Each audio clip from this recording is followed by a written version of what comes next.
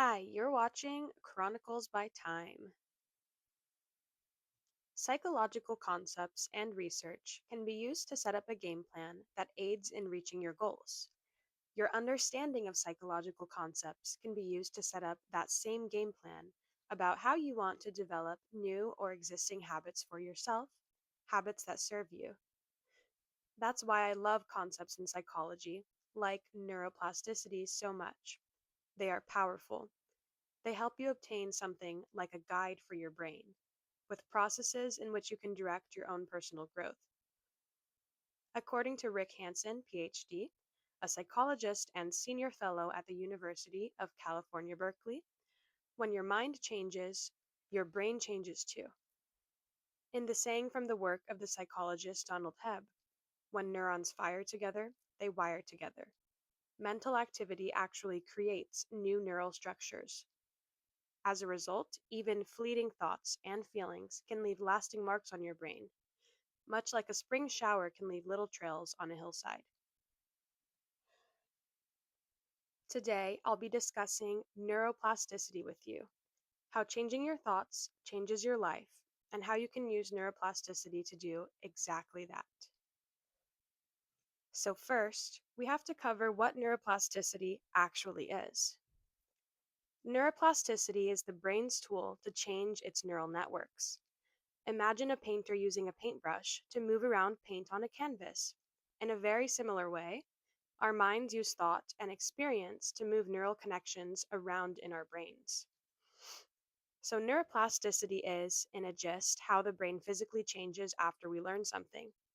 According to an article posted on Very Well Mind by Kendra Cherry, MS, neuroplasticity is the brain's ability to change and adapt due to experience. It is an umbrella term referring to the brain's ability to change, reorganize, or grow neural networks. So, for example, when new synapses form, old ones get weaker and neural pathways are strengthened. This happens naturally, without any intentional thoughts or actions required. We can also intentionally strengthen or weaken our connections within our brains. So, first, think about why you would want to change any of your habits. Maybe you feel stressed with your life and want to build up more habits that bring you inner peace and relaxation. Maybe you're a student on the brink of new career opportunities and want to develop your professional habits and skills.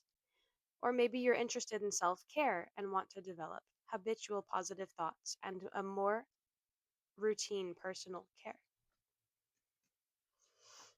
My main reason for changing my own habits is because throughout my life, I've found myself to be pretty shy, and I've personally wanted to work on developing a more outgoing nature. For me, this has involved learning what it means to be and focusing on being assertive, expressing myself from a place of true confidence, and increasing my own tolerance for social injury or embarrassment while still holding positive beliefs about myself and bouncing back. Well developed social habits are important because most everything in this world involves communication, and having outgoing social abilities and skilled social skills can greatly improve your quality of life. According to Howdy, a workplace well-being company, 1,004 full-time US workers were surveyed in 2024. It was found that 1 in 4 people had reported that their social skills are worse now than they were 10 years ago when compared to themselves in 2014. The same survey states that 20% reported they don't know how to make friends as an adult. So then, how do we intentionally strengthen the synapses in our brains in order to learn what we want and unlearn what we don't want? Things such as social skills. Well, it is a simple process, really. To strengthen connections in your brain, you need to practice using repetition and consistency, reinforcing thoughts and actions that bring about desired results, and, of course, avoiding ones you don't want so that they eventually fade over time, which weakens the synapses responsible for them. It takes intentional action to rewire neural pathways to get the results you want and prevent the ones you don't. This way, you are building new neural connections and pruning existing ones. Although I'd like to note that consistency can look like giving your all one day, whereas 10% another day, skipping days here and there, and giving 20% of yourself, 60, 40, and 80% at different times. And it can sound simple in concept, but when learning complex skills, such as social related ones, emotions can complicate things. The narrative one tells themselves is what allows them control and direction over their brain. It, however, does take intentional effort and practice to really build a healthy narrative about your life and yourself. This is something that you practice over time in a step by step process to eventually deeply change your beliefs. Belief change is the pinnacle of neuroplasticity. When you've built up enough healthy thoughts to the point where they become beliefs, that makes them the dominant neural pathways in your brain. Instead of negative thought patterns being the natural flow in your mind, it will be the positive thoughts. My favorite part about this is how it shows up when you experience troubles and struggles in your life, with your mind now pushing you towards positive thought patterns and healthy solutions. Now let's get into some of the ways you can use neuroplasticity to change your habits and reach your goals. Here I've listed 3 practical habits you can use to change the story of your own mind. So, first, we have the morning window. This transition period is a prime window to guide your thoughts and shape your mindset, and it doesn't have to only be in the morning. But, however, naturally, after you wake up, you have less mental fatigue. So, you can proactively prime your mindset rather than reacting to it. This makes it a good time to plant the seeds of new neural pathways through intentional, positive thoughts. When you repeat thoughts habitually, you promote long term potentiation, strengthening the synaptic connections so that neural pathways become easier to activate.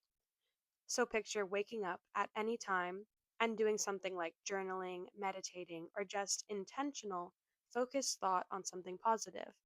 It could be for a few minutes, it could be for a few seconds. There's many ways to do this. The important thing is making an effort. Next, we're going to talk about neuroplastic growth through small, rewarded steps, which explains that it's important to make the things you want to reinforce enjoyable for yourself. So, the brain rewires itself through repetition and reward, where small, consistent actions signal to it, this matters. Leaving the comfort zone activates new neural pathways while quieting old automatic ones. Each time you take a small step and feel a sense of reward or accomplishment, dopamine is a part of what reinforces the new connection. Over time, these micro successes strengthen new circuits and make growth easier and more natural. It's important to note that change doesn't require giant leaps. It's built through tiny, rewarding steps that literally reshape your brain. And the third great activity you can do is to practice without doing. What's fascinating is the brain can activate the same neural circuits when you vividly imagine an action as when you physically perform it. Also, mental rehearsal strengthens pathways related to focus, confidence, and skill even without you moving. Visualization and intentional thinking help pre train the brain, making real actions easier and more natural later. Pairing imagery with emotion or reward amplifies neuroplastic change, signaling to the brain that it's meaningful. Through repeated mental practice, you can reshape habits, responses, and mindsets before they appear in behavior. If you decide to put any of these ideas into practice, I am already thrilled for you. Life gets much easier in some beautiful ways once you're further down the road of purposefully wiring your brain for more positive thinking, in part because you begin to look for positive things when it's already in your mind.